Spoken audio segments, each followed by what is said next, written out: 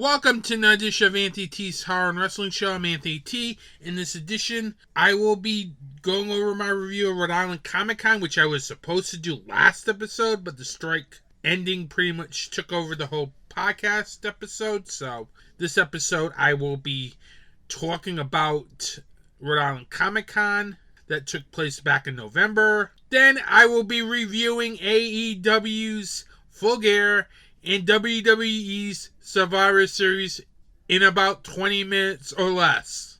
I attempted to do this in 20 minutes or less, and the results turned out catastrophic, as you'll see with a very long segment. But that's alright. Since I went over that segment, I don't have much time for the news. But there is one news item I really need to get off my chest. That's right. After seems like forever, this film was released in 2021, August 2021, and in mid-December, supposedly, it's gonna get released on Blu-ray finally. Yes, we're talking about good old Glenn Danzig and his vampire movie Death Rider in the House of Vampires. Now, this is a film that I've been questioning why this is not going on Blu-ray yet. And in fact, it took them 2 years. Tells you, I don't know if this is going to be a good movie. I really don't. I don't even know if I really want to purchase this movie, quite frankly, after the last time I purchased a Glenn Danzig movie. But it has vampires, and I love vampires. They're like my probably first or second favorite subgenre. It's between that and the slasher films. But to hear this film finally get released, it's great. Only problem is, it's only a limited Blu-ray release on Cleopatra Records' official website. That tells you right there that no distributor wanted to distribute this film. The fact that it had to go to Cleopatra Records, and with the cast this film has, for that film to be distributed by Cleopatra Records is a crime. Seriously. The fact that with that cast, the best Glenn Danzig could do is having the film be released on the record label that releases his own music. That's the best he could do for a release of this film. Really might tell you something about this film, quite frankly. I am not going to go spend the nice going price of $34.98 for a movie that might be a one-star film. Not after Glenn Danzig's Veronica. Please put this film on VOD so I at least can see it. Because I am not spending $35 on a Glenn Danzig film. Because the last time I spent money on a Glenn Danzig film, it turned out to be one of the worst films I've ever seen in my life. In fact, maybe the worst film I've seen in my life. And yes, Winnie the Pooh, Blood and Honey is up there as one of the worst films I've ever seen. But anyway, Glenn Danzig's Veronica still owns that title of worst film ever. So, I don't get why this film is being released by Cleopatra Records and only on their website. I don't see an Amazon link. I don't see anybody selling it but the record label website. Why? There's also a standard edition of this film for about $26.98, which is nice, but still a little way too pricey. They're not VS or Severin here, people. You also got the DVD version for about $20, but still, it feels like it's too pricey. And why would I spend all that money on an unproven director like Glenn Danzig? Seriously, Cleopatra Records, why is this film not on Amazon. I don't get this company. What? No major stores would take this film? I don't get it, seriously. Why is this film only on Cleopatra Records website and not on Amazon.com? I don't get it. I really don't get it. It's like they want to have this secret release. That's it. Try to have this release fly under the radar. I don't get it, seriously. When you release something, you release it to all the retailers, not the website. This isn't an indie company. This is a company that specializes in releasing CDs. So, they should be able to release Death Rider in the House of Vampires in retail stores, not on their official website. That tells you something, that might be a red flag right there on how the movie is. And then again, I could be wrong. And that's the news.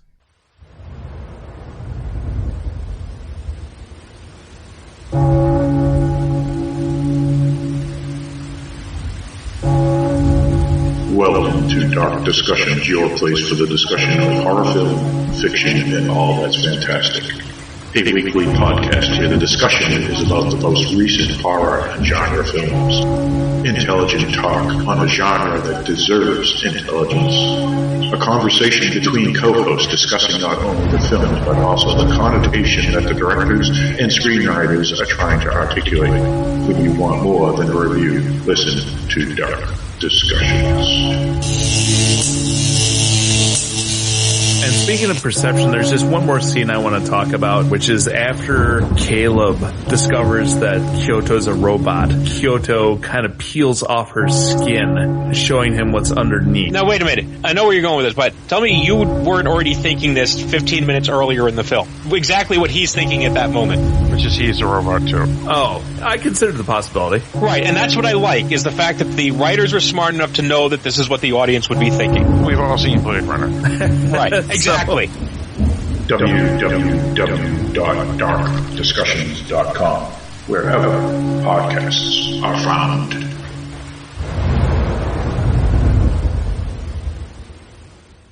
Welcome back. I was supposed to get to my review of Rhode Island Comic Con last episode, but because of the SAG actor strike ending, I never got a chance to it. But recently I had the chance to go to Rhode Island Comic Con that took place from November 3rd through the 5th at the Amica Mutual Pavilion, or as I like to call it, the AMP and the Rhode Island Convention Center. As this is the con I always go every year, and every year I talk about it here on this podcast. This year I went as a VIP, which is different, which was fun. Now, my first thoughts on this convention was, it was one of those conventions where it was exhausting. Literally exhausting. It was not one of their best conventions. I'll put it to you that way. They've had better conventions, as there were some things that I did not like about this convention at all. It's like they moved a lot of stuff around from previous years. In the previous years, everything worked out fine. But this year, there was such disorganization at this convention. It wasn't the worst Rhode Island Comic Con I've been to, because that was like the third year of that convention. That's the worst. And that year, it's very hard to top if you want to have a worse convention, as that's probably one of the worst conventions I've ever been to. That third year Rhode Island Comic Con. This year, it had some ups and it had some downs. I'll start with the negatives. And one of the really biggest negatives I had about this con was the fact that this con really felt unorganized. And this show's been going on for a while, over 10 years at least. And this felt like a disorganized convention. There was no signing on the third floor, which really made it very confusing to me when I was trying to find some booths to hit up friends that I met through various cons. They give you an app saying what number booth they're at. But I could not find which row was row 500, which row was row 700, or I couldn't find, for example, booth 742. I'm just throwing a random number there because there was no signage like section 100, section 200, and so on. It really made everything so confusing. It really made me walk around a lot trying to figure out where the booths that I really want to visit. And when you're trying to find that booth you really want to visit, that specific vendor that you want to buy, that you always see at various conventions, and you can't find them because there's like no section signs around, it's tough. Sure, they'll have a number underneath their name tag, as every vendor has like a company booth name plaque or source hung up at their booth, but sometimes the number's so small they can't figure out what number it is. Seriously, because literally that's how I could tell from some what row I was in, because there was no section signings. If you had section signings, then all over the place, it would be a lot easier to find these booths. But it wasn't. It took a while to find these booths. I don't like that. Seriously. Then, of course, the signage problem carried over to the celebrity area in the third floor, too. And she had, like, maybe 4 rows of celebs. And she had more celebs in the third floor than you did last year, which I'll get to in a bit why. But they usually have a setup where the photo ops are on the third floor, and it really made things easier because that last 2 rows was very hard to navigate through at times because everybody's lining up to meet the celebrities and everything. There's like almost no room to move between ends of this section. And again, you don't know what booths the celebrities are in because there's no signage. That was tough to find. You could find them if they have like this big banner, but if they don't have like a big banner that sticks out, then it was hard to find. As I had a trouble at first trying to find Orange Cassidy, it was like I was thinking, did he cancel? Because I know earlier in the day I woke up to find out that Britt Baker and Dustin Rhodes canceled, along with Darby Allin. So you pretty much had almost all the AEW stars cancel except Orange Cassidy, who probably would have canceled as well if Jon Moxley wasn't in Japan, because AEW has a show on Saturday nights called Collision, everyone. So that's why everyone was pulled, because Britt's about ready to make a comeback to AEW, and Dustin Rhodes was on Collision. That's why he was not there at Rhode Island Comic Con. At first, that was a surprise that he canceled, but after seeing Collision and seeing him as one of Mark Briscoe's mystery tag team partners, I can see why he got pulled from Rhode Island Comic Con. Which is alright, I don't mind. I understand AEW comes first. It's just that Rhode Island Comic Con this year really leaned on the AEW guys. And that's not what they should be doing, seriously. Because sometimes they can come on a weekend, sometimes they can't. And once you had 3 of them cancel, the only AEW guys that were there were Orange Cassidy and Matt Hardy. That's it. And the only other wrestlers you had besides that were Rikishi and Scott Steiner. So you only had 4 wrestlers when Rhode Island Comic Con usually has a ton of wrestlers at their conventions.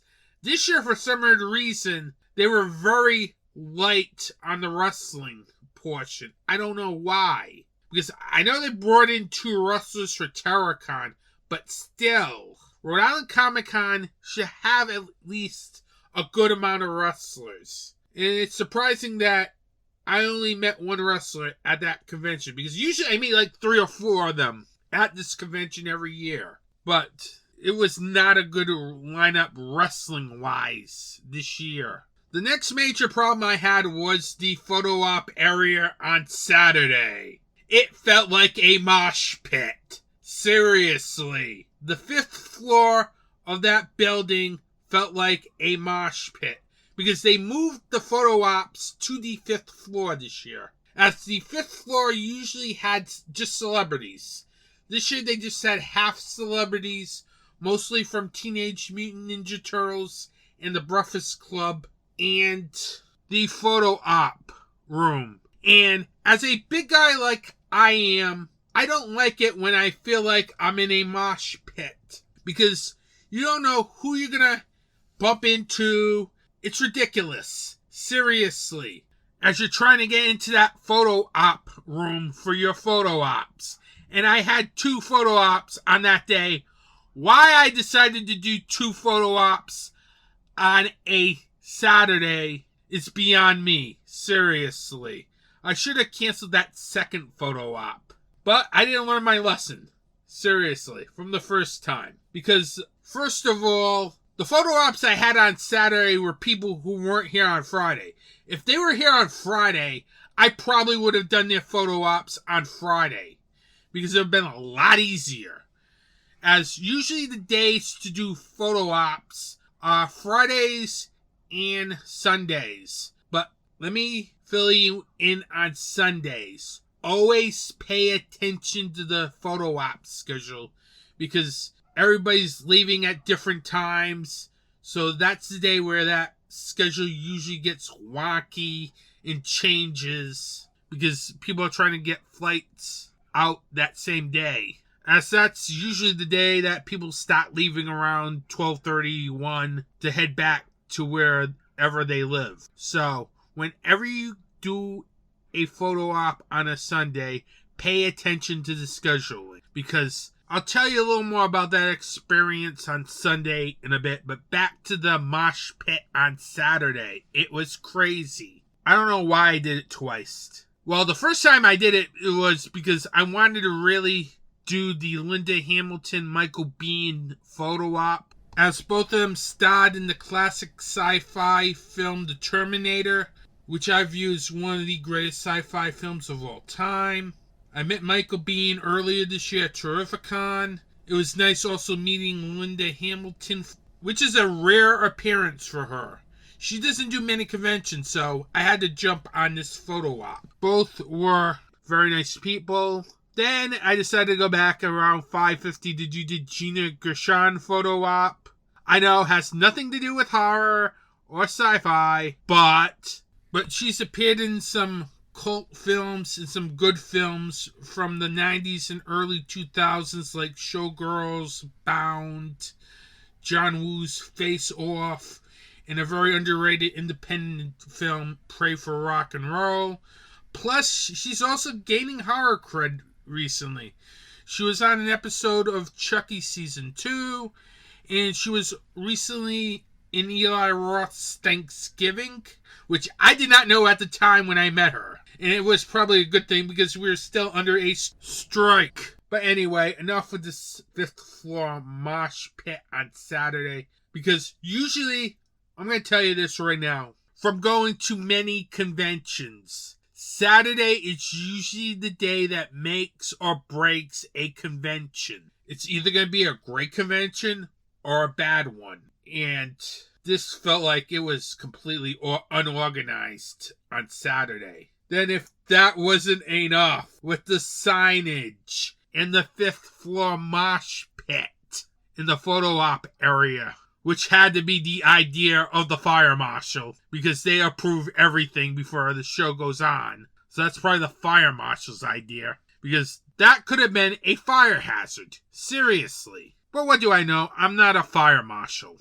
If that wasn't enough, I went to a panel on Sunday for the Brat Pack, featuring all the 80s icons, including Anthony Michael Hall, Molly Ringwald, Andrew McCarthy, and Ali Sheedy. Well, when the guy comes and announces, please make sure there's no live streaming or no recording, what do you think was going to happen when they all came out? People started taking pictures. Sure. And this led to con staff trying to stop people from taking pictures. Because Rhode Island Comic Con usually has this policy that you cannot take pictures during the panel. I don't know if it comes down from the Omni Hotel or it's a con rule, but still, announce to the crowd that they cannot take pictures. Because if you don't announce to the crowd not to take pictures, they're going to take pictures. It just irritated me. Literally, blunder after blunder at this convention. Okay, enough with this negativity. Let's go with what I had a good time. There were positives at this convention. First thing that I liked was the fact that I thought the guests I met were nice. I liked that they brought in guests that wanted to be there. I know one guest looked like they did not want to be there, but I can't say anything about it because, well, I didn't meet the person, but the person's booth was like next to a booth where I was waiting in line to meet a certain someone. So I'm not going to go into Hollywood gossip here because it's not a Hollywood gossip show. But I had a great time with all the guests. I got to meet a lot of guests, starting on Friday with Greg Nicotero. You know him from various recent TV projects like The Walking Dead and Creep Show. He's a true special effects wizard. I also got to meet Hannah Hall from Rob Zombie's Halloween and played a character that was made famous by Sandy Johnson. That's right, I met the only two people to play Judith Myers in the Halloween franchise this year. I also met Angela Goethals. If I'm pronouncing it wrong, I apologize. She was in the cult slasher film Behind the Mask, The Rise of Leslie Vernon, which also starred Robert Englund, but she's mostly known for being in Home Alone.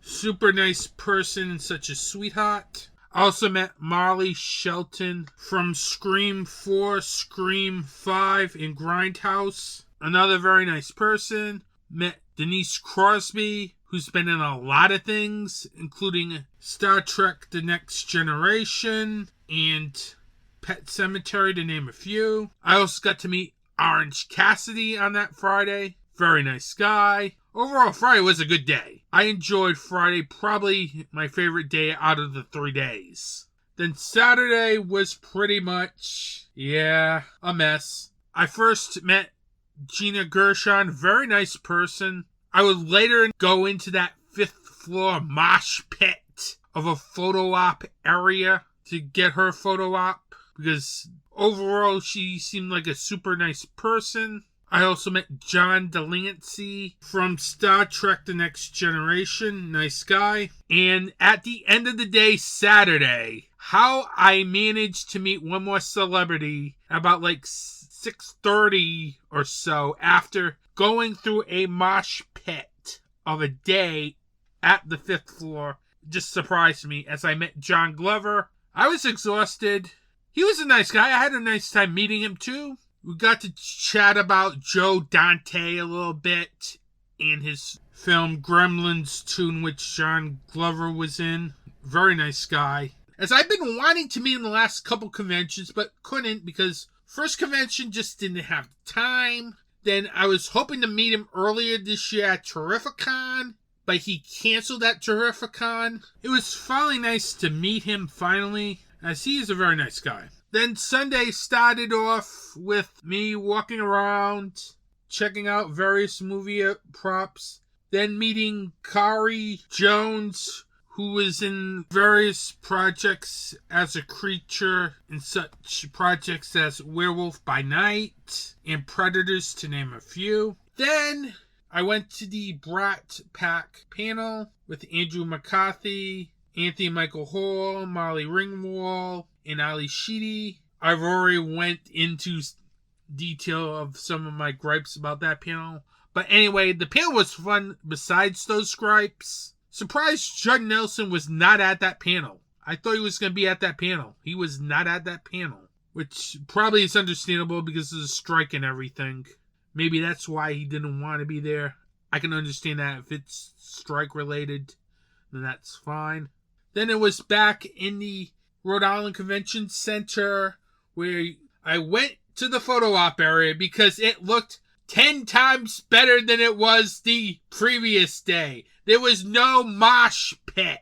So I decided to do the photo op for Ron Perlman. And good thing I went to check on his time. By the time I got there, they were already starting to line up for Ron Perlman's photo op. So it was more like right place, right time. And I did not have to deal with a crazy line or a crazy crowd blocking everyone. It was like smooth, with ease, get in line, get my photo op. It was nice meeting Ron Perlman. Then move on along, grab my photo, my digital copy. Then it was drinking my soda because I needed a drink so bad.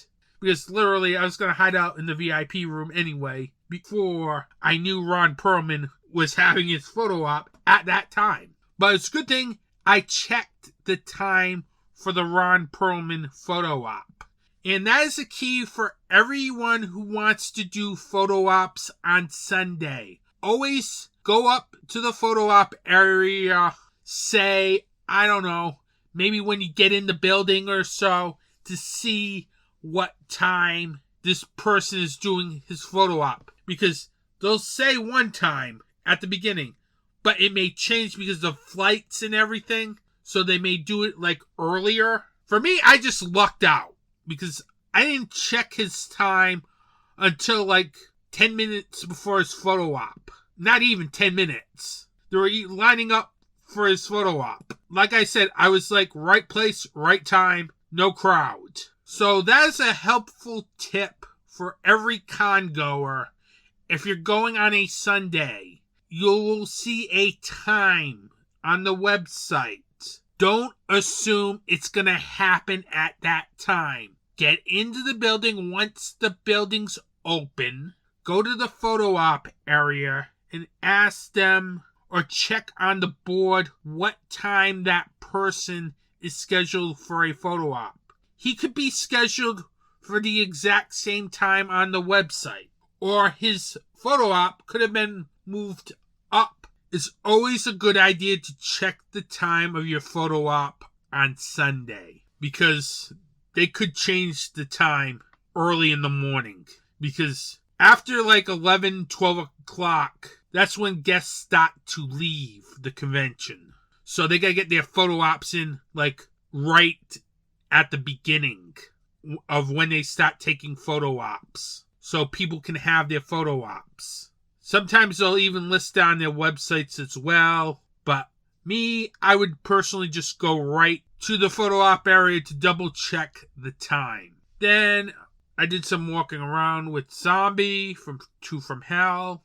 Then continued walking because, well, I was trying not to spend any money. That did not work out too well because I met another celebrity right near the end of the convention. More like 4 o'clock, where I met 80s star Keith Coogan. $40 ain't bad for who's been in such 80s films like Adventures in Babysitting, Don't Tell Mom the Babysitter's Dead, and the very underrated action film from the 80s, Toy Soldiers, which also starred Louis Gossett Jr., Andrew Didikoff, Sheen Astin, and Will Wheaton, to name a few. That's a good cast, especially for an 80s action movie. And what he was charging wasn't bad for a combo. Probably could have charged a little more if he wanted to, but didn't. Super nice guy. We had a fun time with the photo ops. He was really into those photo ops, as he still had the energy going on at 4 o'clock on a Sunday. And we had a fun time with the selfies. That was definitely one of my favorite highlights of that convention. And probably one of those guys I would bring to every convention. Because you want to bring guys who want to be there.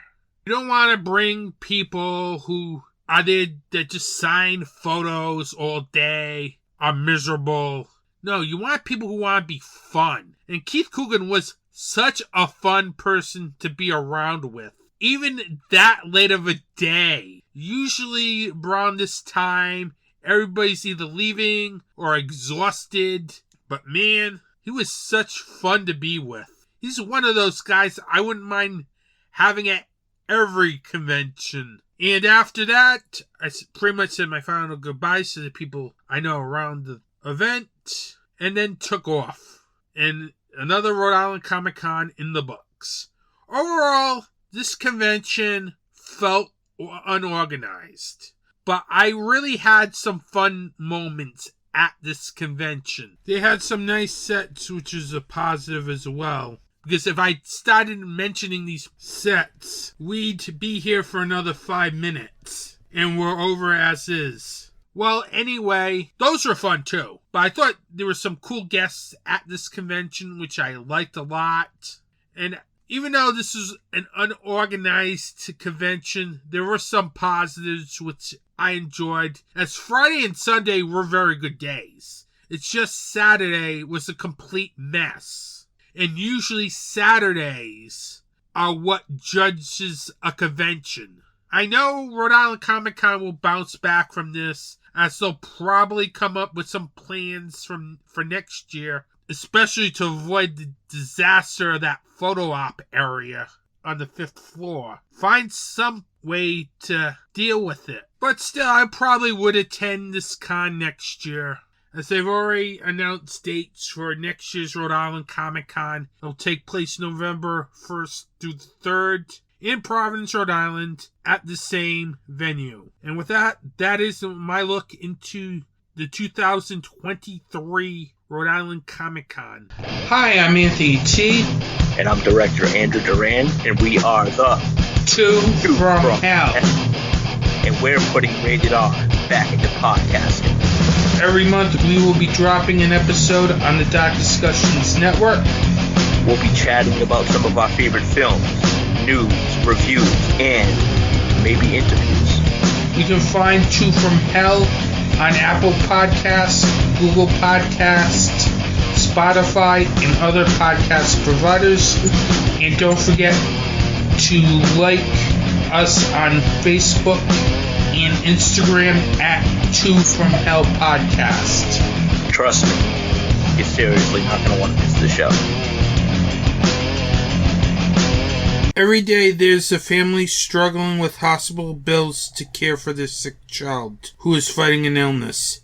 There's a woman who is fighting breast cancer and is having trouble making ends meet while paying for their treatment. And there are burn victims that are going through treatments to heal their deep wounds.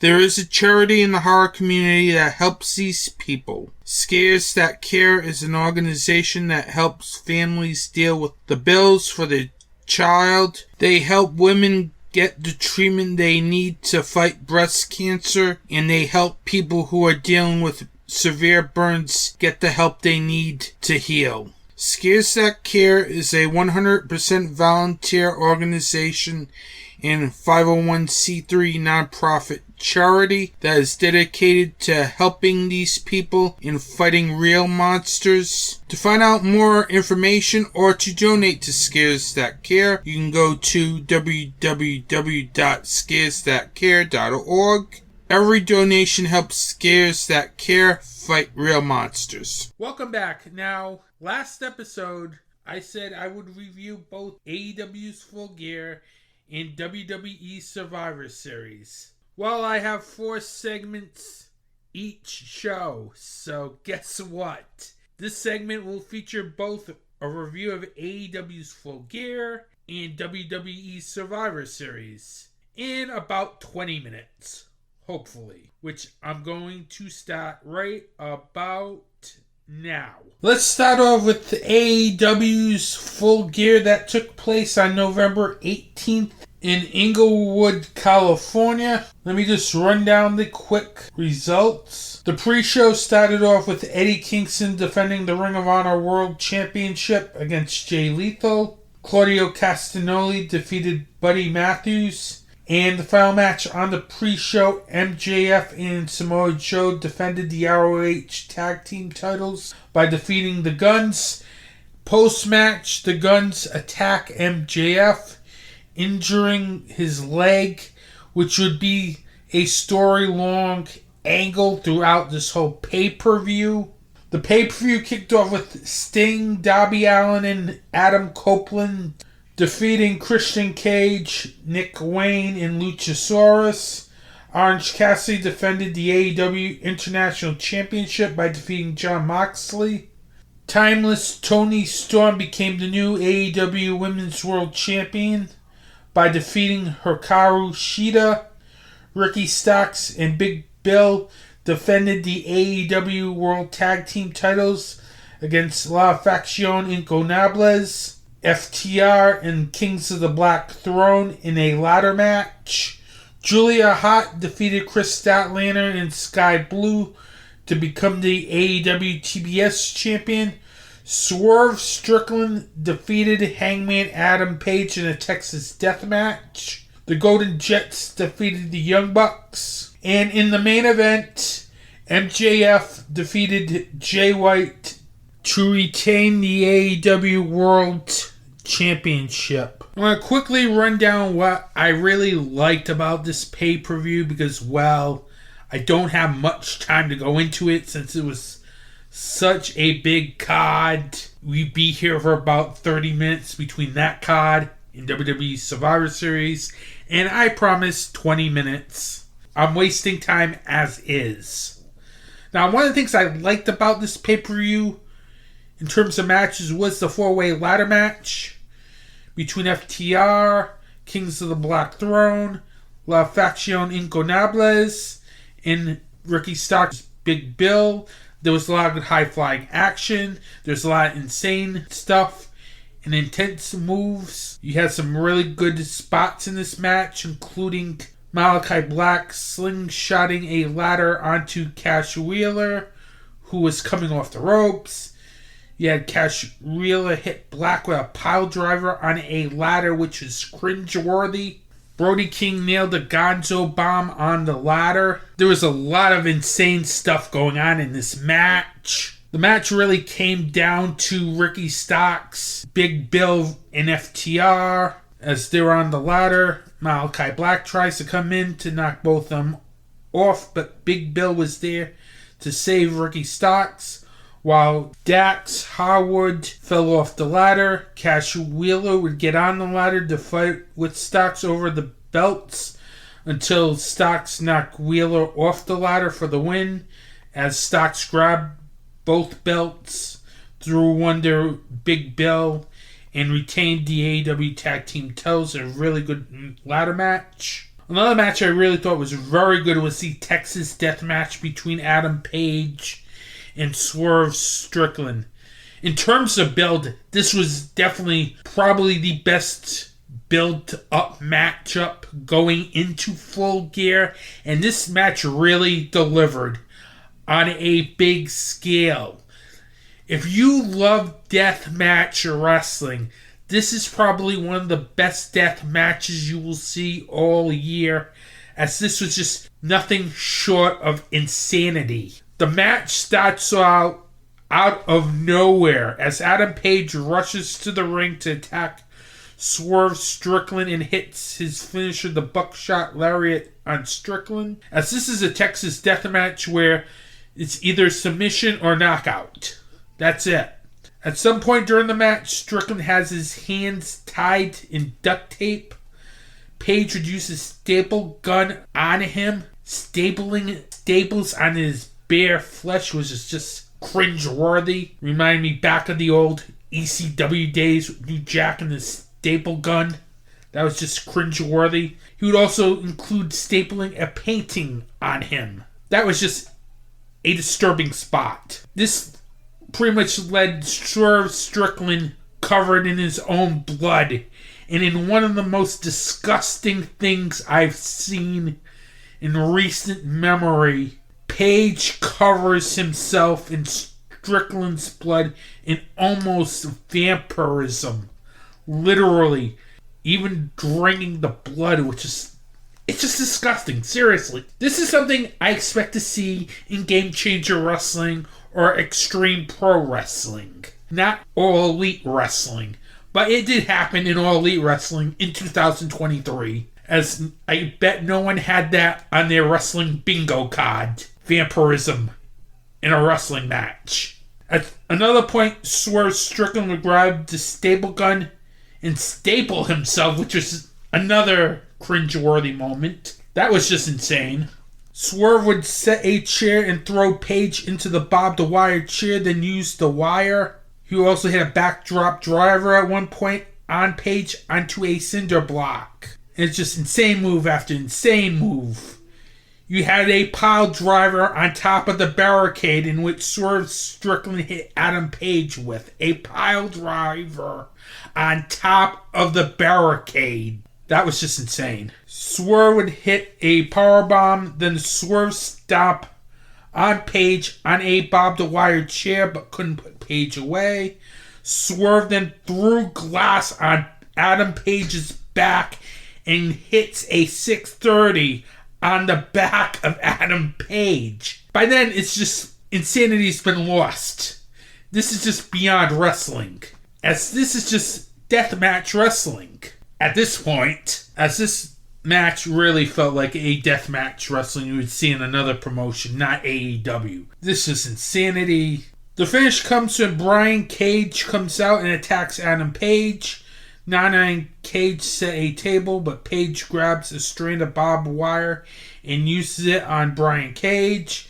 Prince Nana tries to get involved to no avail as he gets the Deadeye through the table. This leaves Swerve Strickland to use a cinder block to knock out Page. When that doesn't work, Swerve uses a chain, throws it on the ring post, and hangs Adam Page to choke him out. Drops him for the 10 count and the win.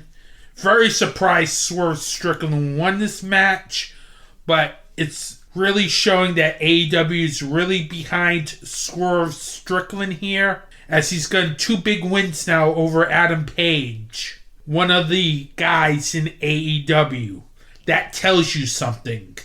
That Swerve Strickland is probably a guy that's going to be getting to that main event scene very soon. It could be a challenger for MJF if they continue his title reign past Samoa Joe at World's End. And speaking of MJF, the main event, in what was probably so overbooked, as this was like a story-long pay-per-view in which MJF on the pre-show was beaten up by the Guns, got injured post-match after he and Samoa Joe defended the Ring of Honor tag titles. The Guns injured MJF.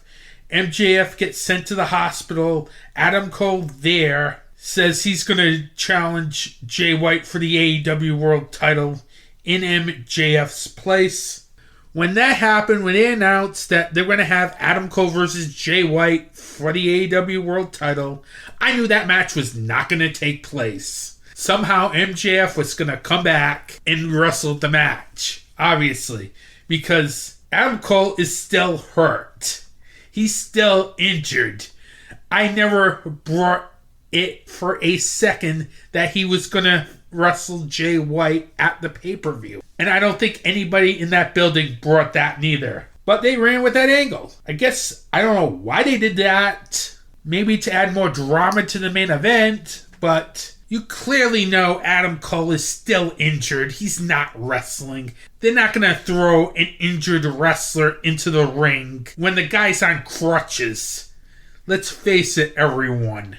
If a wrestler's on crutches, they're not throwing you into the ring. AEW's not that stupid. WWE's not that stupid. So, once the match started and both Adam Cole and Jay White came out, video came up on the Tron showing MJF entering the arena, driving an ambulance. You know he was coming out for this match. The match itself was good, because the psychology was good in that match. Jay White did a really good job working on the supposed MJF injured leg during the match. At some point during the match, his buddies, the Gun Club, got thrown out of ringside for trying to interfere. MJF would hit the kangaroo kick on White. He would also try to hit a dive, but White gets in the ring to hit his exposed leg.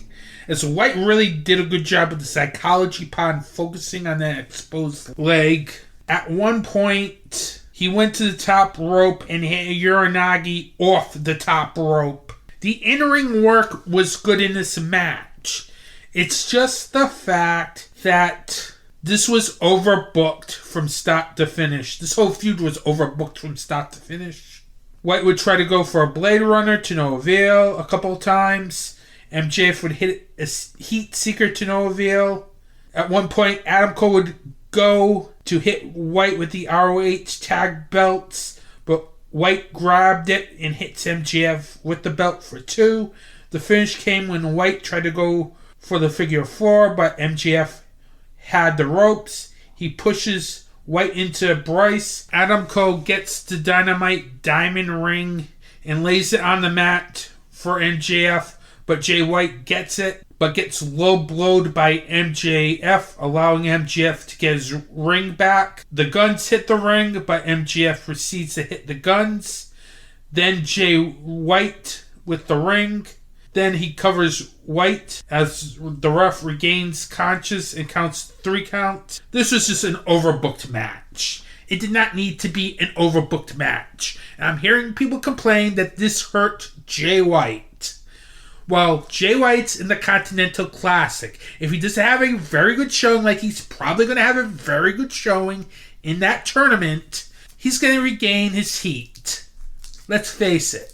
I think that's going to be one of their prerogatives during this Continental Classic, is to show everyone that Jay White gets back to where he was pre-MJF. Because this match was so overbooked that I can understand why the fans say that it hurts Jay White, but you get Jay White now in a tournament setting. He'll get his heat back. Watch. He's one of the best wrestlers in the world. He will get his top status back. Don't worry, this does not hurt Jay White much. You wanted to keep the title on MJF anyway, because you still got this prolonged storyline going on with Adam Cole. You got Wardlow in the storyline. You got Samoa Joe and whoever the devil is. So don't worry. Jay White will get his heat back. Jay White could not win this title here because they needed to keep the title on MJF. And yes, I've heard the rumors that MJF has re-signed with AEW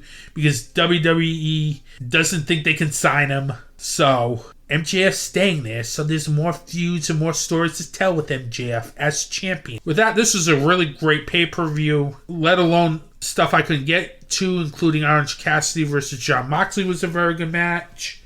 I thought the 3-way women's match for the TBS title was a very good match. I thought the Young Bucks Golden Jets match was very good as well. This was a very good pay-per-view. I know the main event was overbooked. I admit that. It could have done away with all the shenanigans. It didn't need the shenanigans. But this is Bullet Club, and that's what happens when you have Bullet Club Gold around. You have shenanigans waiting in the wings. Just happens. Whether it's New Japan or AEW, it just happens. Overall, this is a great pay-per-view. Definitely go out of your way to check out Adam Page versus Swerve Strickland, as this was definitely a 5-star pay-per-view. With full gear out of the way, let's move on to WWE Survivor Series War Games that took place on November 25th, 2023 in Chicago, Illinois. This premium live event only had 5 matches on the card. The whole card took about 3 hours, and you only had 5 matches on the card. It's ridiculous. This is the problem with WWE premium live events, people. They spend too much time promoting other stuff. And it's evident on this show, which I'll get to in a minute. because you only have 5 matches. Why? Could probably squeeze a 6 match in if you weren't too busy promoting other stuff that isn't wrestling related. But this company, I don't get sometimes, seriously. But here are the results for Survivor Series 2023.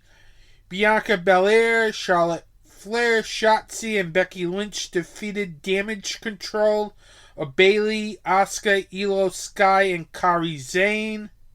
In the Women's War Games match, Gunther defeated The Miz by submission to retain the Intercontinental title. Santos Escobar defeated Dragon Lee.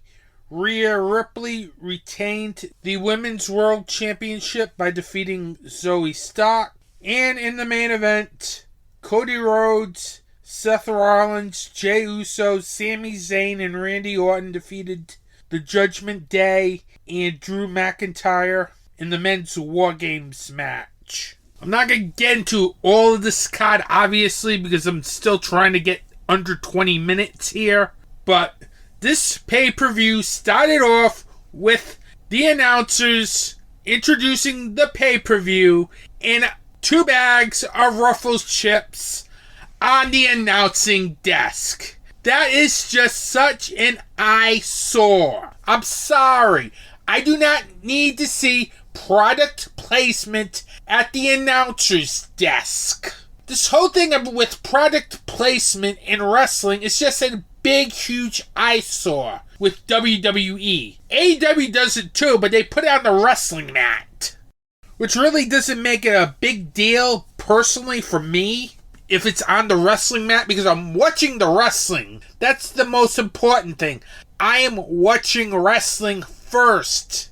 But to see the product placement on the side barricade-tron and everywhere in the building during the Women's War Games match and the Women's Championship match, it's just an eyesore.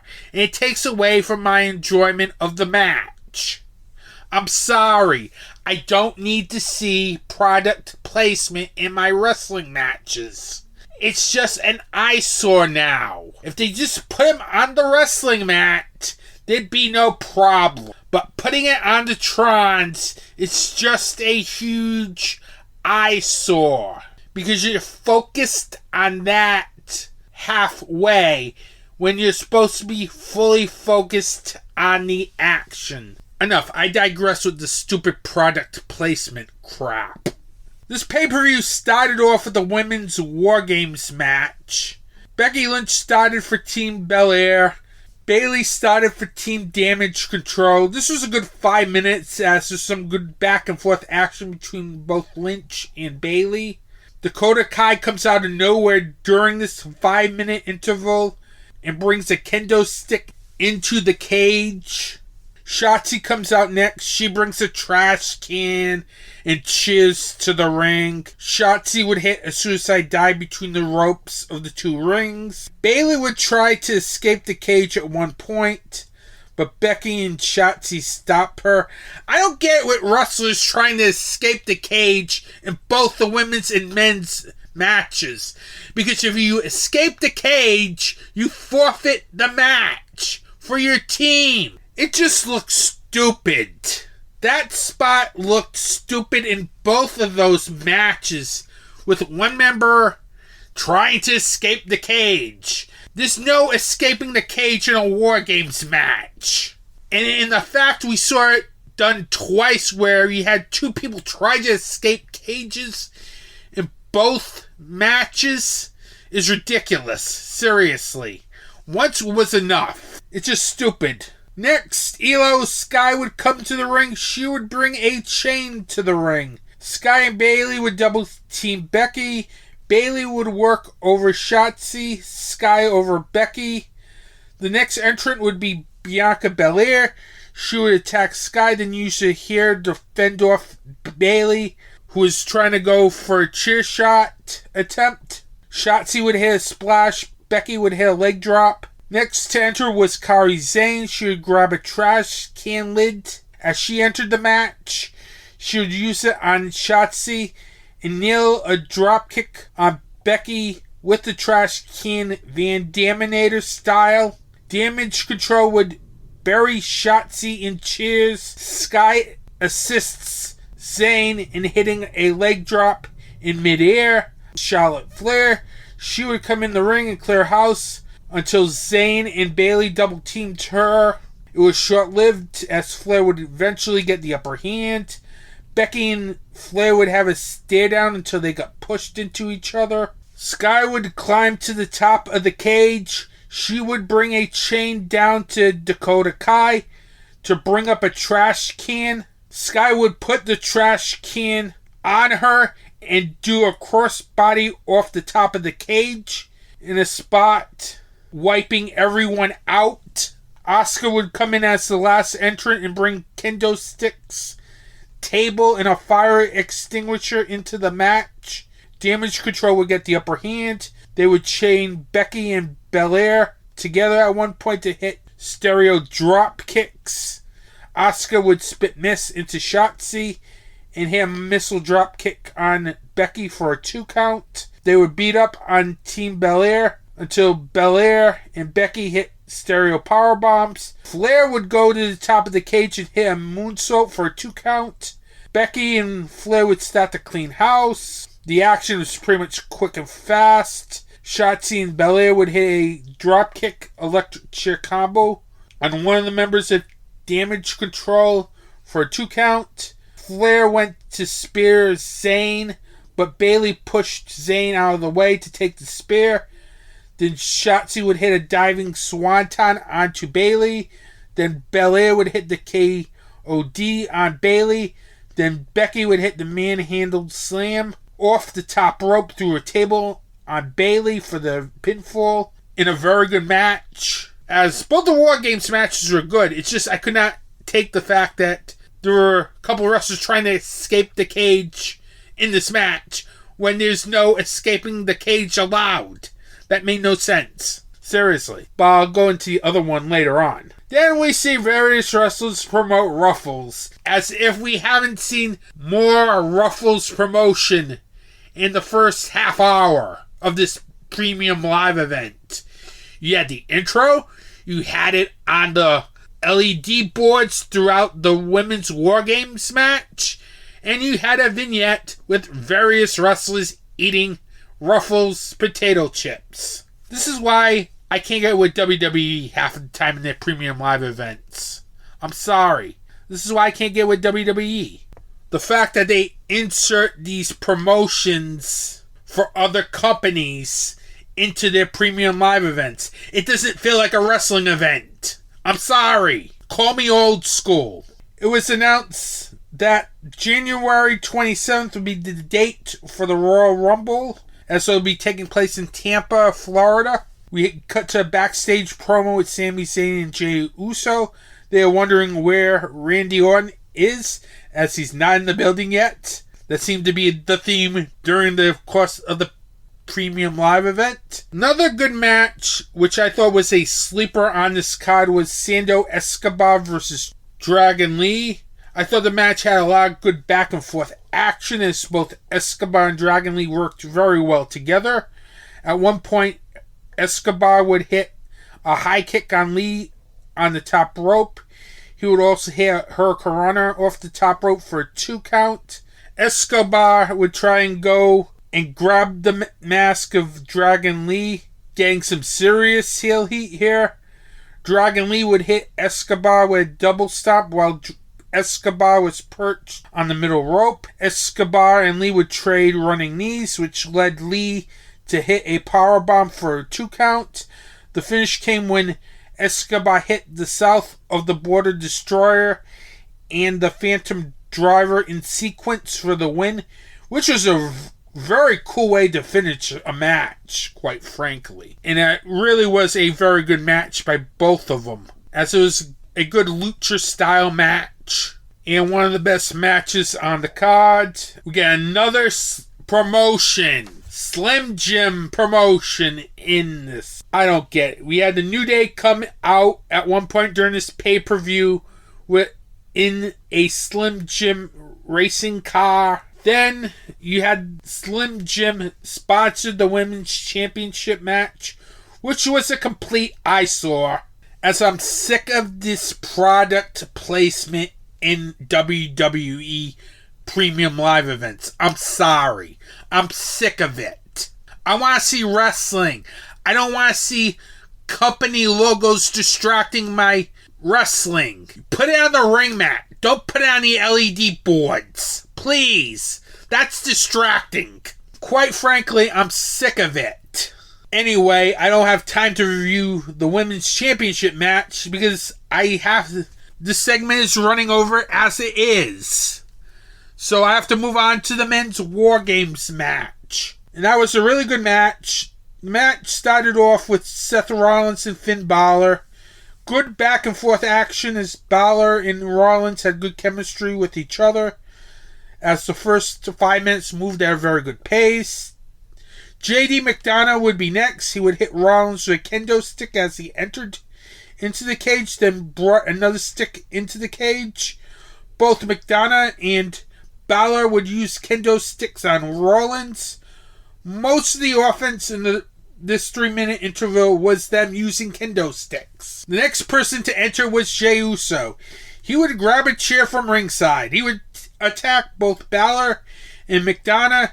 McDonough would hit a one-man Spanish fly at one point. Rollins would continue to fight with Balor. At the end of the interval, Drew McIntyre would try to inject himself into this match, but Damian Priest stopped him, and he was the next to enter the cage. As there's this thing going around where Drew McIntyre wants to get his hands on Jey Uso, and he didn't get in at number 3. It was Damian Priest. Priest would help Judgment Day get the upper hand. Next, Balor would hit Uso with a steel chair. Next center would be Sami Zayn. He would be met by JD McDonough, but takes away his kendo stick, then would slam the door on Balor, then bring a table into the match. At one point, Zayn would climb to the top to get a lead pipe and use it on all members of Judgment Day. Team Rhodes would take control until Drew McIntyre came in. He would beat up Rollins and Zayn, then had his laser eyes set to Jey Uso.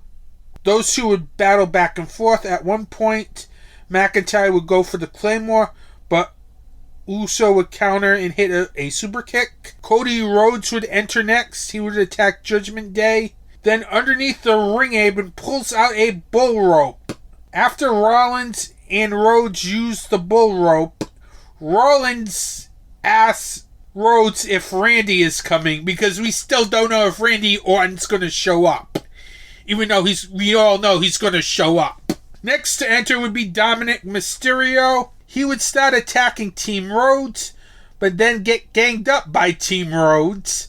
The rest of Team Judgment Day would save Mysterio and attack Team Rhodes.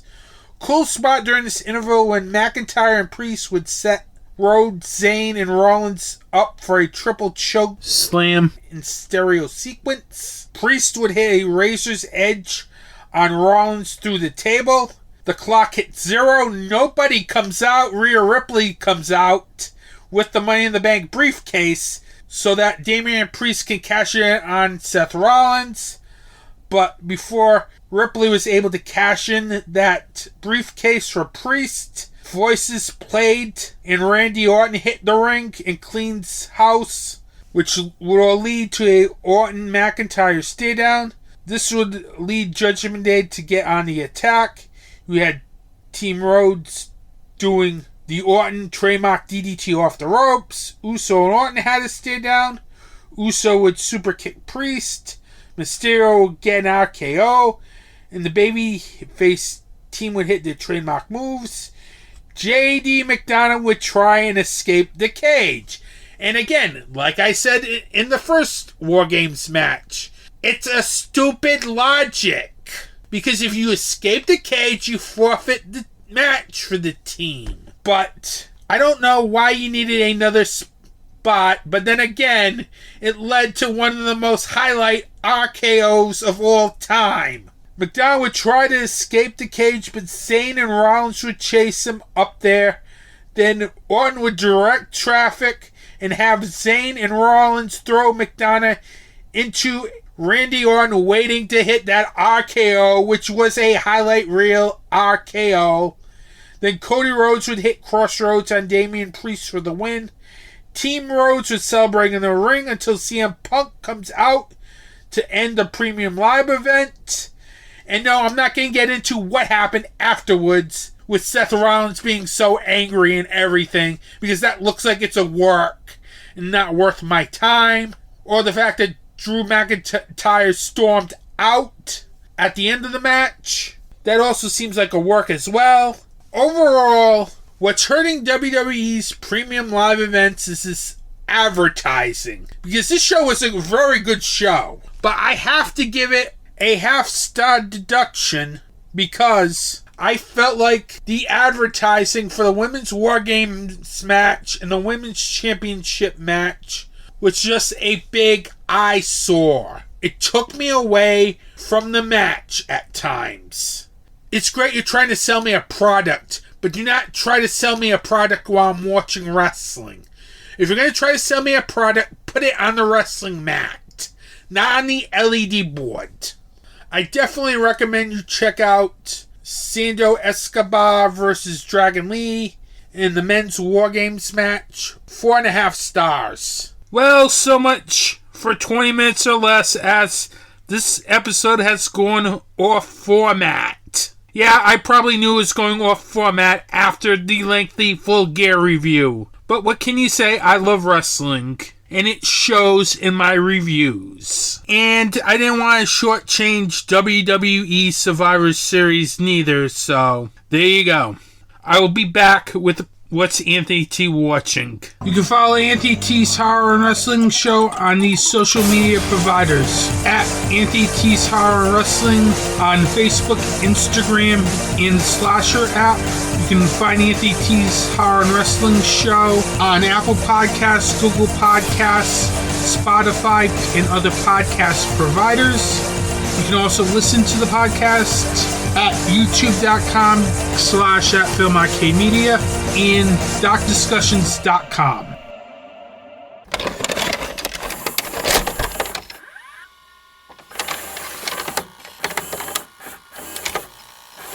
What's Anthony T watching this episode? Well, Anthony T is watching the latest film from Eli Roth.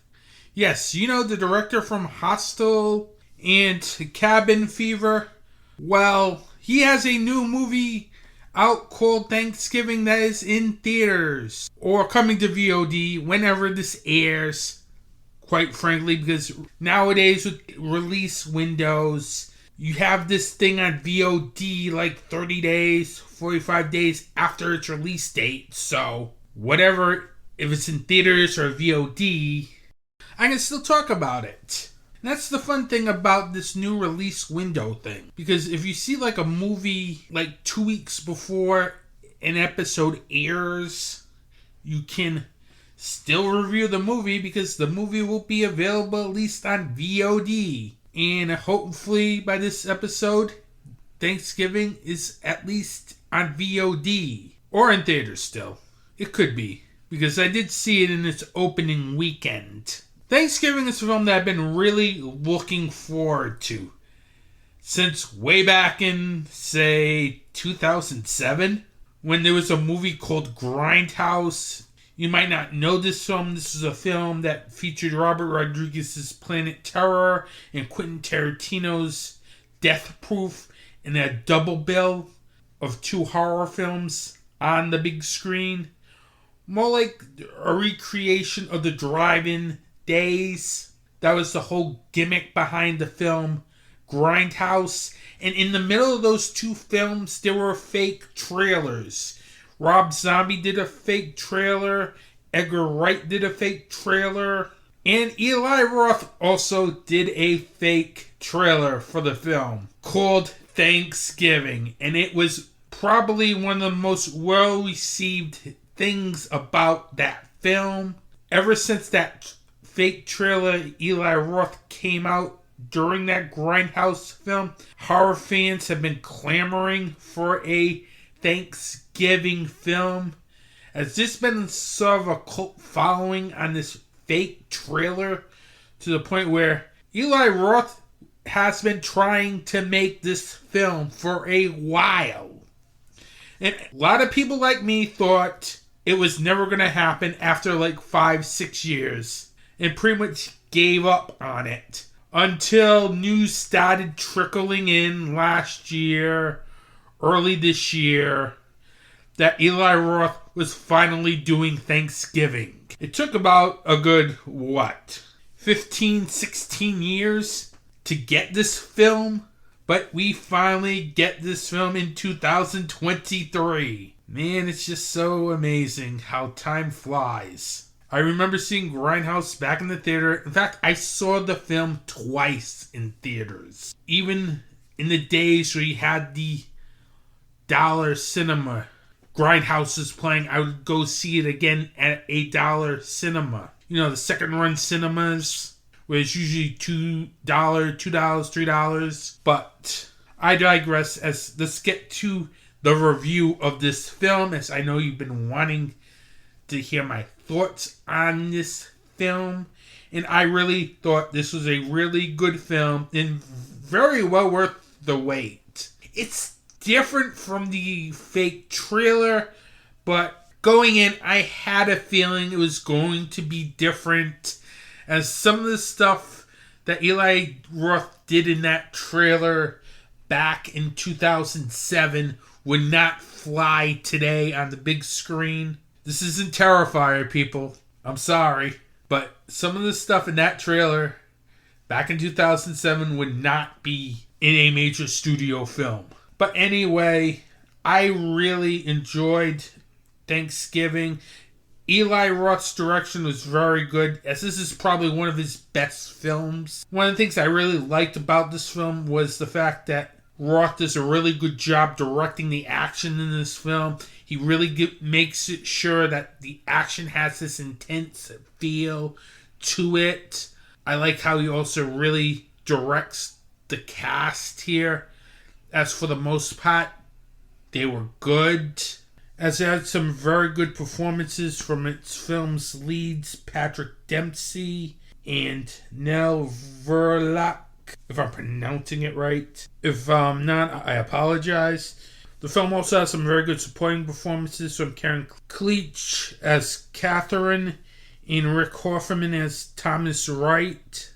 Besides the acting, Eli Roth also really makes sure that he has a lot of gore in this film, as this is very gory. Probably one of the goriest films of the year, quite frankly, as this really delivers on the kill scenes. It has a very good opening sequence, which I'm not telling you about because I want you to see this film. And from there, it was just balls to the walls, action, gore, intensity. That's what I want to see in a horror film. I don't want to see a film get dragged down by stupid plot points or things that are so dull that it really takes the fun out of it. But Thanksgiving is just a very fun film from start to finish. It also helps that film has a very good screenplay. I liked how they did the whole whodunit mystery thing with this film, as this is based on a story from Eli Roth and Jeff Rendell, who's also the screenwriter for this film. Rendell did a good job with the way he wrote the characters in this film, as I thought all the characters were well written. I liked how Rendell was created in the way he wrote the death scenes, because there are some really good, cool death scenes in this film. And Rendell makes sure that those scenes really stand out, because if those scenes don't stand out, you're not going to have an effective slasher film. As this is a slasher film, you have to have really good death scenes for a slasher film to succeed. And this does. Plus, a good story as well. You have to have both of those elements. films. For that to succeed, Thanksgiving does that very well. I also love how the screenplay makes sure some of the moments had some intensity to it, especially that whole third act of this film, which is crazy and intense and gory. That's what I want to see in my slasher films. I do not want to see a slasher film to the point where things just slow down to the point where you just don't know if you really want to see this film. You want your slasher films to be fun. You don't want your slasher films to be dumb or boring. And Thanksgiving was a fun film, literally, as that script was very good, I thought. And it really is a very effective film, because I may not be the biggest Eli Roth fan, but this is by far his best film. When you take into the factors that it's very well directed, the action is very good, he directs his cast very well, I cannot help it to say this is Eli Roth's best film. And I really think that this film will have a cult following in the years to come if it doesn't do well in the box office. Because Thanksgiving is an entertaining, fun slasher film which will catch on somewhere. I can guarantee you that. There's not many Thanksgiving horror films, so this could easily be a cult classic film for the years to come. With great writing from Jeff Rendell, great direction from Eli Roth, and an intense story, Thanksgiving is one horror film that makes you want to have more leftovers or multiple viewings. 5 stars. This is the last new episode of this year. As usually, the last episode of every year is a best of episode. So, next episode will be a best of episode. I'll include maybe a wrestling take or two next episode as well, as I've never done that in a best of show, I don't believe. So, I will have one of those. At least maybe 2. Some SAG strike material as well. And other stuff that I can come up with. That's next episode. Then episode 109 will be the first episode of 2024. It will be the Horror Show Awards and Horror Show Whammies, where it's the year-end awards episode, where the Horror Show Awards highlights the excellence in horror, in my opinion, in 2023, while the Horror Show Whammies, well, highlights the worst of 2023 in various categories. Then after that episode will be the best of 2023 episode, where I will bring a guest on to talk about the top 10 films of 2023. So January is usually reserved for those 2 episodes. If you like this podcast, don't forget to like this podcast, subscribe to this podcast on Apple Podcasts, Google Podcasts, Spotify, Pandora, and other major podcast providers. You can also follow the podcast on social media at Facebook, Instagram, and the Slasher app at Anthony T's Horror and Wrestling. With that, I want to thank you for listening to this podcast. Have a good day. Support indie wrestling. Support indie horror.